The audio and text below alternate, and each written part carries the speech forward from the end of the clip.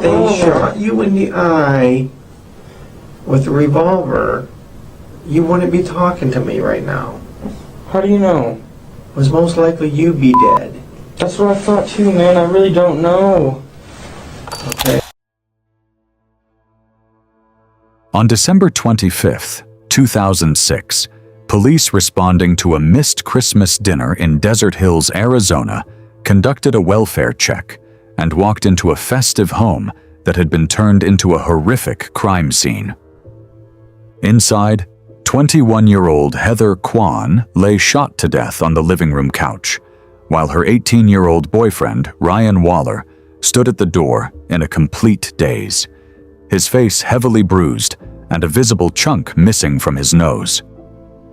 Convinced they had just caught a cold-blooded killer red-handed, detectives locked Ryan in the back of a freezing police cruiser for 4 agonizing hours before hauling him into a Phoenix interrogation room, entirely certain they were about to extract a murder confession.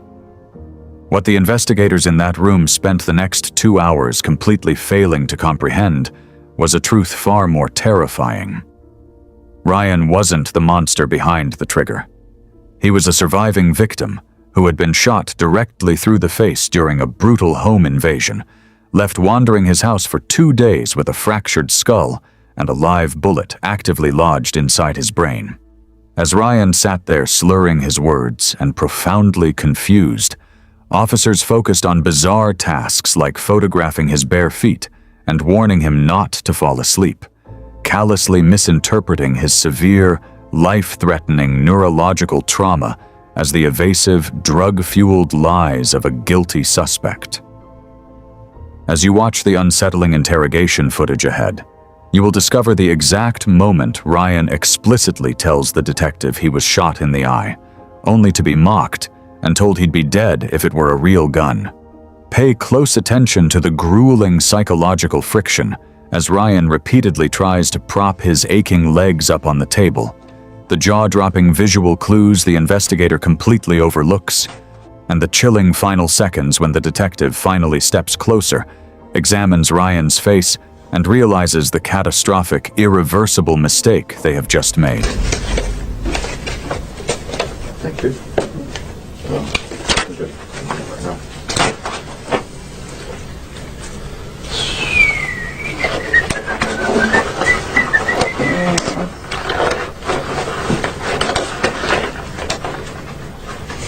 Were they small?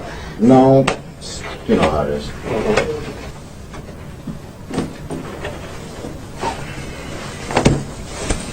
I am Detective Dalton. Okay.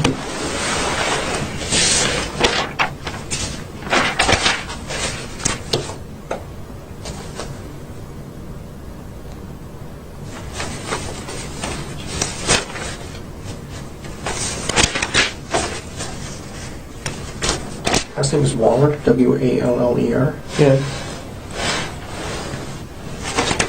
Your date of birth is 2/12/1988. Your social security is 600-62-5451. Yes? Yes.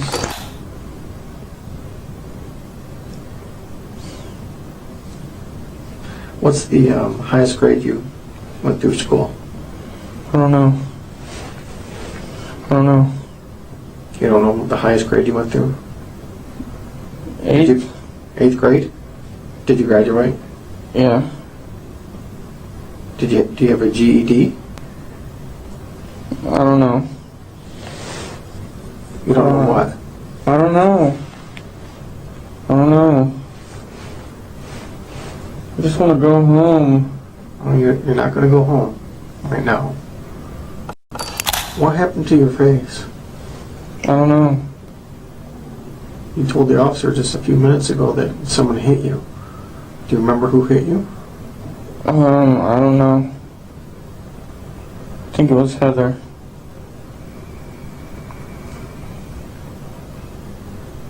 Why would Heather hit you? I don't know. It was an accident. I forgot why.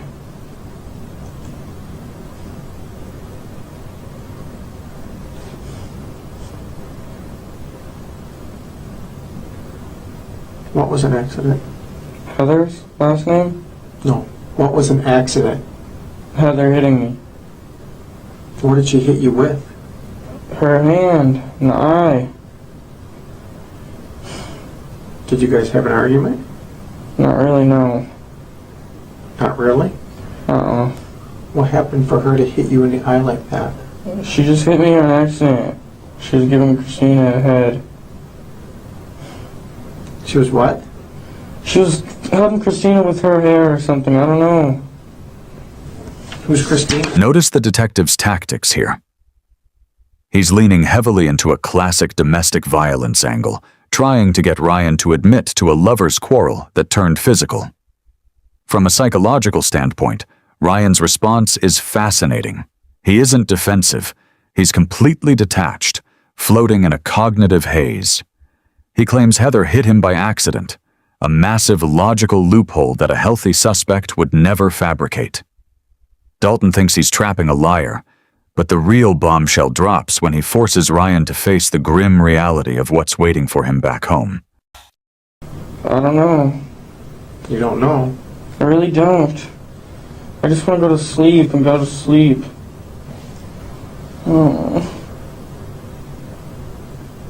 Well, you remembered Heather hitting you in the eye, right?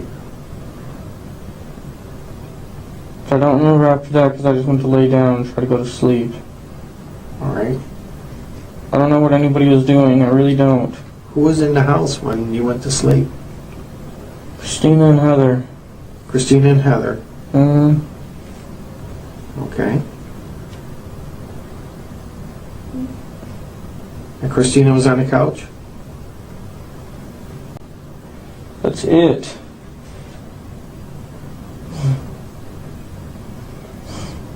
Remember what happened to your nose? There's a big chunk out of your nose. I don't know. Someone grab you? Were you fighting with somebody? No, I need to go. I need to go back to sleep, man. I'm just tired, man. That's it. Didn't even do anything. I just want to go to sleep. You remember what time this happened? Your eye? Like 1? Or maybe earlier? I don't know. Mine. Heather's your girlfriend. All right. Was Heather over last night? All right. And Heather did this to you. What? Your eye. Uh-uh. Okay, who did that to you? Alicia. Alicia did that to you now. I swear. Huh? Huh? There's a dead girl in your living room. She's dead?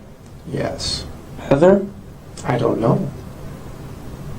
I want to know what happened in your house last night. The girl on the couch is dead? I don't know if she's on the couch. She's dead. Well, these people came over. Richie and his dad. With shoot and arrow, bow and darts. You know what I'm talking about? Yeah. They hit me and her with those. That's it. And Heather wasn't there. And Eric wasn't there. It was just me and Heather was there. You and Heather were there. And then what happened? And that's it. Richie and his dad tried to break in through the back. Richie and Dad? His dad? Who's Richie? I don't know. Well, you obviously know him. You know his name by Richie. He used to live there. Was he a roommate of yours? He used to be. And they hit you and they hit you? Yeah. Now it's Richie that hit you, not Heather? No, Richie and his dad. Richie and his dad. This is the exact moment the entire interrogation flips on its head. Up until now, Ryan was quiet and agreeable. But the second Dalton tells him Heather is dead, Ryan's brain forces its way through the trauma to deliver the actual truth. He drops the domestic story entirely and names his former roommate, Richie. To a trained investigator, this sudden shift should be a massive red flag that something is organically wrong with the suspect's memory. Instead, Dalton pushes back entirely unaware that Ryan is about to describe an injury that defies all human medical logic. Not Heather? No, Richie and his dad. Richie and his dad.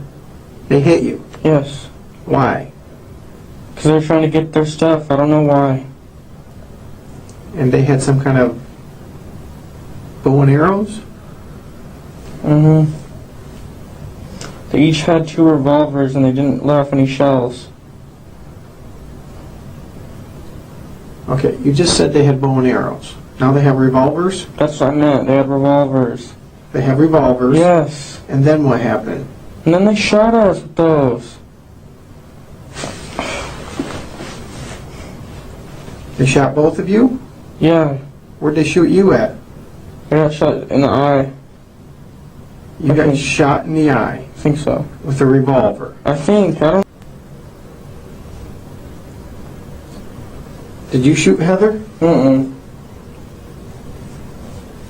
I heard you have a lot of guns in your house. Mm-mm. No? Mm-mm. Well, you know we're gonna look. Mm-hmm. Ryan, why don't you tell me what really happened there?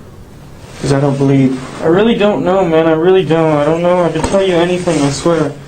Well, I want you to tell me the truth. That's all I want from Richie you. and his dad came there. And I don't know why. I don't know why, but they put me in sleeping hold. And, like, they put me in sleeping hold with the arrows and shit. Like, I lived through that crap. Revolvers, and you're saying that some other thing, and you're saying they shot you in the eye. Okay? They shot you with a revolver in your eye. Yes. And that's Is it a BB gun? No, it was a real gun, man. It was just a If revolver. they shot you in the eye with a revolver, you wouldn't be talking to me right now. How do you know? It was most likely you be dead. That's what I thought too, man. I really don't know. Psychologically, this is agonizing to watch. Dalton uses classic investigator skepticism, telling Ryan flat out that if he were shot in the eye with a revolver, he'd be dead. It's a completely logical assumption for a detective to make, but it highlights the danger of confirmation bias in law enforcement. Ryan's heartbreaking reply, "That's what I thought too," shows a boy completely trapped inside his own failing neurology.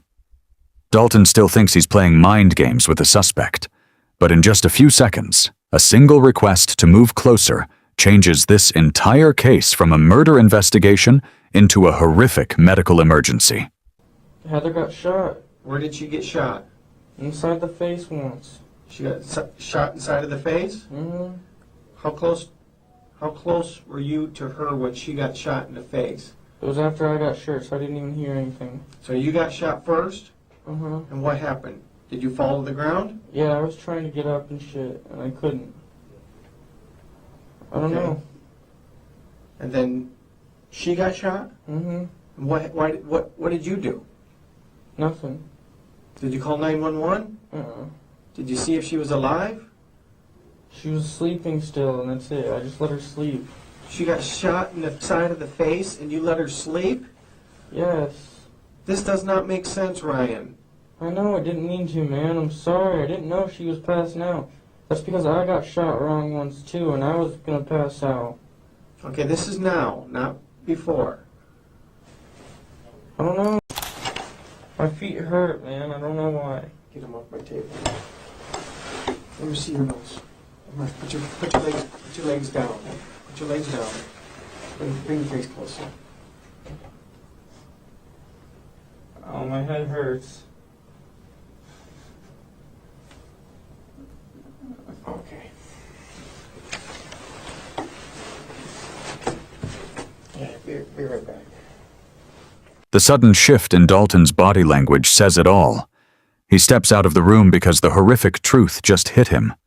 The suspect isn't lying, and he isn't high.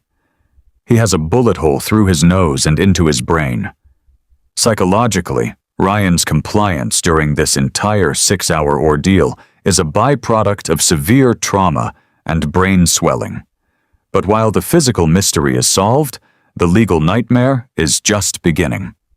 Because what the police department does next to cover their tracks will spark a massive wave of conspiracy theories that still haunts this town today. Heather never got to spend that Christmas with the Waller family the way she'd planned. Her life ended on a couch in an apartment that was supposed to be safe. And Ryan? Ryan survived the gunshots. But in a lot of ways, he never survived what came after. 6 hours of interrogation with 2 bullets in his brain. A system that looked at a concussed, dying teenager and saw a suspect before it saw a victim. It took years and a change in Arizona law before justice caught up with both men. Richie Carver was convicted in 2008 of felony murder, burglary, aggravated assault, and misconduct involving weapons, sentenced to natural life in prison. His father, Larry Carver, was finally convicted in 2012, after the courts forced his own wife to testify against him. He was sentenced to natural life for first-degree murder, plus 21 more years, to be served after that life sentence. But no verdict gives Heather her future back. And no verdict gave Ryan the decade he lost before he died in 2016, still carrying the damage from that night. This case isn't just about who pulled the trigger. It's about what happens when the people meant to help you get it wrong, and how long the truth can take to catch up. If this case stayed with you, let me know in the comments. And if you haven't already, please subscribe. See you on the next one.